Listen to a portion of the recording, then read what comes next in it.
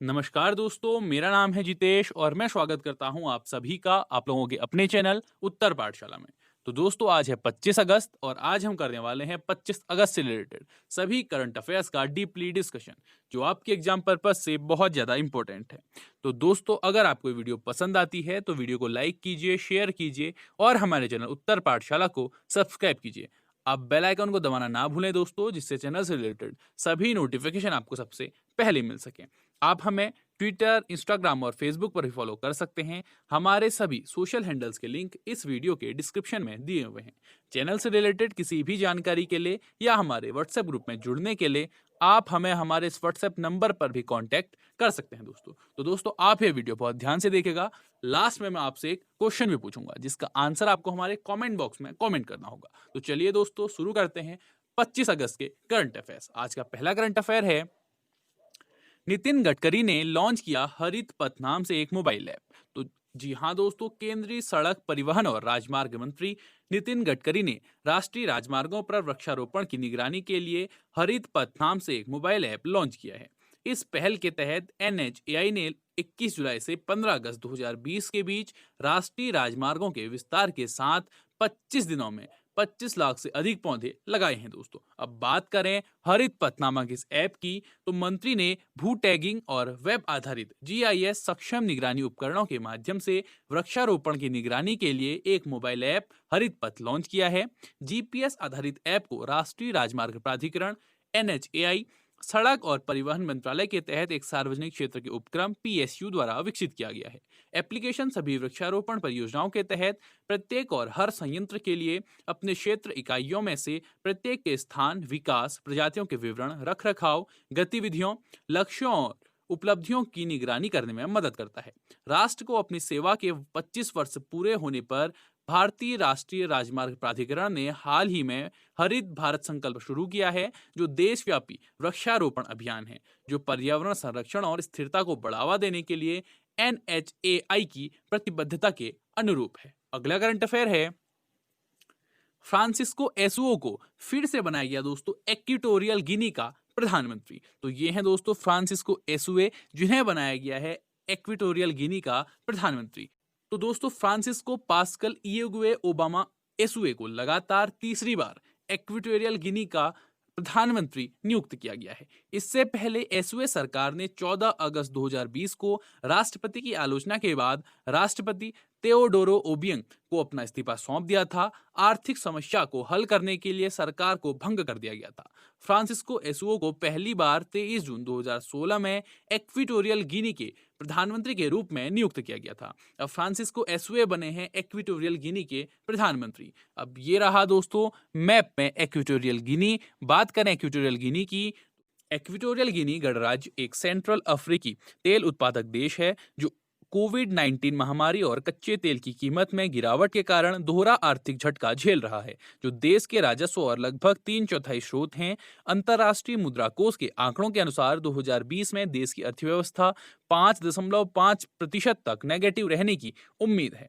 बात करें Equatorial Guinea गणराज्य के राष्ट्रपति, तो वो है दोस्तों तेओडोरो ओबिंग, और वहां की यानी कि इक्वेटोरियल गिनी गणराज्य की राजधानी है मालाबो, और इक्वेटोरियल गिनी गणराज्य की मुद्रा है मध्य अफ्रीकी CFA फ्रैंक। ये रहा दोस्तों इक्वेटोरियल गिनी का ध्वज और ये है वहां का कोट ऑफ आर्म्स।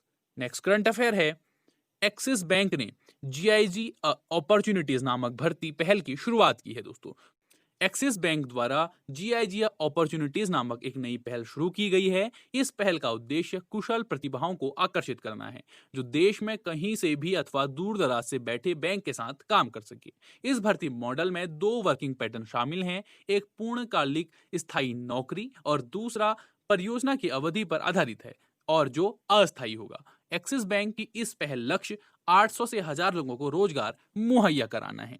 अब बात करें एक्सिस बैंक की, तो एक्सिस बैंक एक पब्लिक टाइप बैंक है जिसकी स्थापना हुई थी दोस्तों 1993, यानी कि आज से 27 साल पहले, और इसका हेडक्वार्टर है मुंबई महाराष्ट्र में। वर्तमान में एक्सिस बैंक की 4800 से ज्यादा शाखाएं हैं और एक्सिस बैंक के चेयरमैन हैं श्री राकेश मखीजा और MD और CEO हैं अमिताभ चौधरी। कौन है दोस्तों एक्सिस बैंक के MD और चौधरी? अमिताभ चौधरी।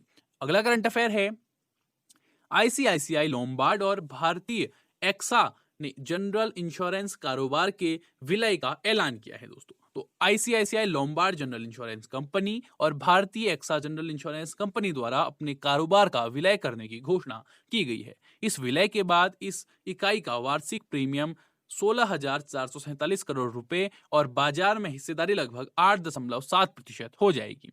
यह विलय व्यवस्था की योजना के जरिए होगा। बात करें आईसीआईसीआई लोम्बार्ड और भारतीय एक्सा जनरल इंश्योरेंस कारोबार के विलय में जो डील हुई है उस डील के बारे में, तो दोस्तों ICICI Lombard general insurance company और भारतीय एक्सा जनरल इंश्योरेंस कंपनी के निदेशक मंडल ने अपनी बैठकों में भारतीय एक्सा के गैर जीवन बीमा व्यवसाय के संचालन के लिए निश्चित समझौते में प्रवेश करने की मंजूरी दी है। एक बार करार पूरा हो जाने के बाद यह संयुक्त इकाई न्यू इंडिया इंश्योरेंस और यूनाइटेड इंडिया इंश्योरेंस के बाद जनरल इंश्योरेंस उद्योग में सबसे बड़ी निजी गैर जीवन बीमाकर्ता कंपनी के साथ साथ तीसरी सबसे बड़ी गैर जीवन बीमाकर्ता कंपनी बन जाएगी।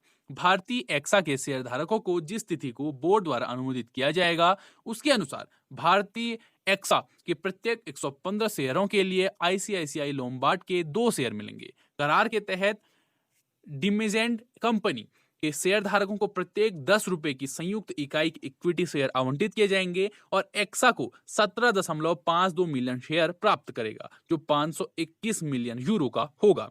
वर्तमान में प्रवर्तक आईसीआईसीआई बैंक लिमिटेड की आईसीआईसीआई लोम्बार्ड में 51.89% हिस्सेदारी है और बाकी पब्लिक है। सौदे के बाद आईसीआईसीआई बैंक लिमिटेड की हिस्सेदारी घटकर 48.11% रह जाएगी। विलय के बाद भारतीय एंटरप्राइजेस या एक्सा को कोई विशेष अधिकार नहीं दिया जाएगा और उन्हें सौदे के बाद संयुक्त इकाई में सार्वजनिक शेयरधारकों के रूप में वर्गीकृत किया जाएगा। विलय के बाद भारतीय एंटरप्राइजेस और एक्सा दोनों गैर जीवन कारोबार से बाहर हो जाएंगे। बात करें इन दोनों इंश्योरेंस कंपनियों की, तो भारतीय एक्सा जनरल इंश्योरेंस कंपनी का जो मुख्यालय है दोस्तों वो है मुंबई महाराष्ट्र में और भारतीय एक्सा जनरल इंश्योरेंस के एमडी और सीईओ हैं संजीव श्रीनिवासन।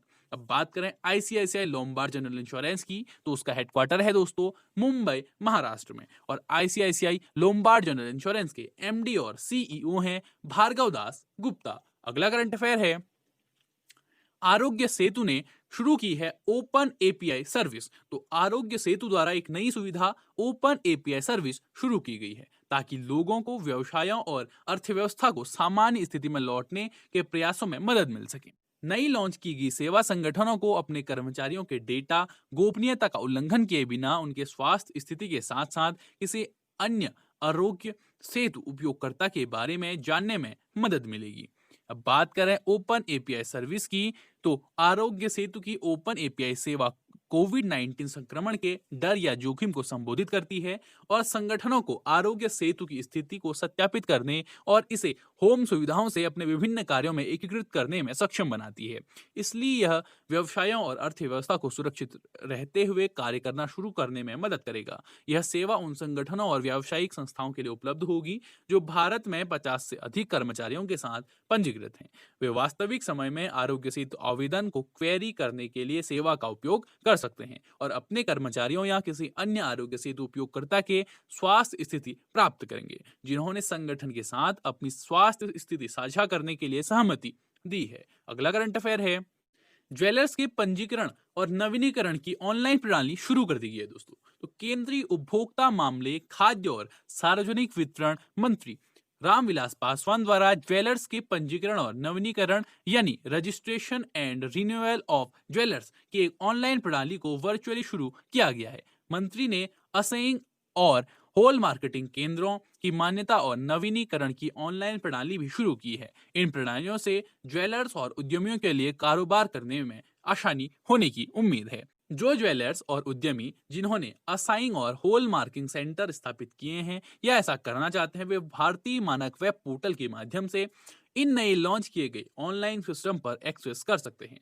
1 जून 2021 से कीमती धातुओं की हॉल मार्किंग अनिवार्य हो जाएगी। जो ज्वेलर्स लाइसेंस प्राप्त करना चाहते हैं वे ऑनलाइन आवेदन कर सकते हैं और इस ऑनलाइन पोर्टल के माध्यम से फीस सहित आवश्यक दस्तावेज जमा कर सकते हैं। ये पोर्टल उपभोक्ताओं को शुद्धता के साथ साथ सिद्ध गुणवत्ता के सोने के आभूषणों की उपलब्धता सुनिश्चित करेंगे। अगला करंट अफेयर है, जैक कैलिस जहीर अब्बास और लीसा स्टालकर हुए आईसीसी हॉल ऑफ फेम में शामिल दोस्तों। तो ये हैं दोस्तों जैक कैलिस और ये हैं लीसा स्टालिकर और ये हैं दोस्तों जहीर अब्बास। तो दक्षिण अफ्रीका के महान ऑलराउंडर जैक कैलिस, पाकिस्तान के महान बल्लेबाज जहीर अब्बास और पुणे में जन्मे पूर्व ऑस्ट्रेलियाई कप्तान लीसा स्टालिकर को एक वर्चुअल समारोह में अंतर्राष्ट्रीय क्रिकेट परिषद के हॉल ऑफ फेम में शामिल किया गया है। अब बात करें इन खिलाड़ियों की, तो जैक कैलिस ने 1995 और 2014 के बीच 166 टेस्ट, 328 वनडे और 25 टी20 में दक्षिण अफ्रीका का प्रतिनिधित्व किया। कैलिस हॉल ऑफ फेम में शामिल होने वाले चौथे दक्षिण अफ्रीकी खिलाड़ी हैं। बात करें जहीर अब्बास के बारे में, तो जहीर अब्बास ने पाकिस्तान के लिए 78 टेस्ट और 62 एक दिवसीय मैच खेले, जिसमें क्रमशः 5062 और 2572 रन बने। दोनों प्रारूपों में उनका औसत 40 से अधिक रहा। अब्बास हॉल ऑफ फेम में शामिल होने वाले छठे पाकिस्तानी खिलाड़ी हैं। बात करें लिसा स्टालिकर की, तो लिसा स्टालिकर ने 8 टेस्ट, 125 एक दिवसीय और 54 टी20 में ऑस्ट्रेलिया का प्रतिनिधित्व किया। स्टालिकर ऑस्ट्रेलिया की 27वीं और इस सूची की 9वीं महिला खिलाड़ी हैं, जिसमें उनके देश की 5 महिलाएं शामिल हैं। अब बात करें आईसीसी की, तो आईसीसी का जो मोटो है दोस्तों वो है क्रिकेट फॉर गुड, और जो आईसीसी का जो नाम है वो 1909 से 1965 तक था इंपीरियल क्रिकेट कॉन्फ्रेंस। उसके बाद 1965 से 1989 तक इसका नाम रखा गया इंटरनेशनल क्रिकेट कॉन्फ्रेंस, और अब वर्तमान में उसका नाम है इंटरनेशनल क्रिकेट काउंसिल, जिसकी स्थापना हुई थी दोस्तों 15 जून 1909 को, यानी कि आज से 111 साल पहले, और इसका हेडक्वार्टर है दुबई में। और वर्तमान में इसके 104 मेंबर हैं और यहाँ की ऑफिशियल लैंग्वेज इंग्लिश है दोस्तों। और आईसीसी के जो चेयरमैन हैं वो हैं इमरान ख्वाजा, और वर्तमान में आईसीसी के सीईओ हैं Manu Sahni. Next current affair है, दास व्यापार और उसके उन्मूलन की याद के लिए 23 अगस्त को अंतर्राष्ट्रीय दिवस मनाया गया है दोस्तों। तो संयुक्त राष्ट्र द्वारा हर साल 23 अगस्त को international day for the remembrance of the slave trade and it's abolition, यानी दास व्यापार और उनके उन्मूलन की याद के अंतर्राष्ट्रीय दिवस के रूप में मनाया जाता है। यह दिन दास व्यापार की त्रासदी से पीड़ित सभी लोगों की स्मृति में मनाया जाता है। बात करें दास व्यापार और उसके उन्मूलन की याद के लिए अंतर्राष्ट्रीय दिवस के इतिहास की, तो यूनेस्को द्वारा ट्रांसएटलांटिक दास व्यापार को यादगार बनाने के लिए इस दिन को मनाए जाने का फैसला किया गया था। यह उन पुरुषों और महिलाओं की स्मृति को सम्मानित करने का दिन है जिन्होंने 1791 में सेंट डोमिंगो में विद्रोह किया और गुलामी और अमानवीयकरण के अंत का मार्ग प्रशस्त किया। यह घटना 22 और 23 अगस्त 1791 की रात को सेंट डोमिंगो, आज हेती और डोमिनिकन गणराज्य में हुई थी, जिसमें विद्रोह की शुरुआत हुई थी दोस्तों, जिसने ट्रांसएटलांटिक दास व्यापार के उन्मूलन में महत्वपूर्ण भूमिका निभाई थी। यह दिन पहली बार कई देशों में, विशेष रूप से 23 अगस्त 1998 को हेती में और 23 अगस्त 1999 को सेनेगल में गोरे में मनाया गया था दोस्तों। नेक्स्ट करंट अफेयर है, चेतन भगत द्वारा लिखित वन अरेंज्ड मर्डर नामक पुस्तक का विमोचन हुआ है दोस्तों। तो ये है दोस्तों चेतन भगत और ये है इनके द्वारा लिखित पुस्तक वन अरेंज्ड मर्डर। तो चेतन भगत द्वारा लिखित वन अरेंज्ड मर्डर नामक पुस्तक का विमोचन 28 सितंबर 2020 को दुनिया भर में किया जाएगा। फिक्शन बुक एक अरेंज मैरिज की पृष्ठभूमि में एक मर्डर मिस्ट्री का चित्रण करती है। पुस्तक वेस्टलैंड पब्लिकेशन लिमिटेड द्वारा प्रकाशित की जाएगी। यह लेखक की नवी नोवेल और कुल मिलाकर 11वीं पुस्तक है।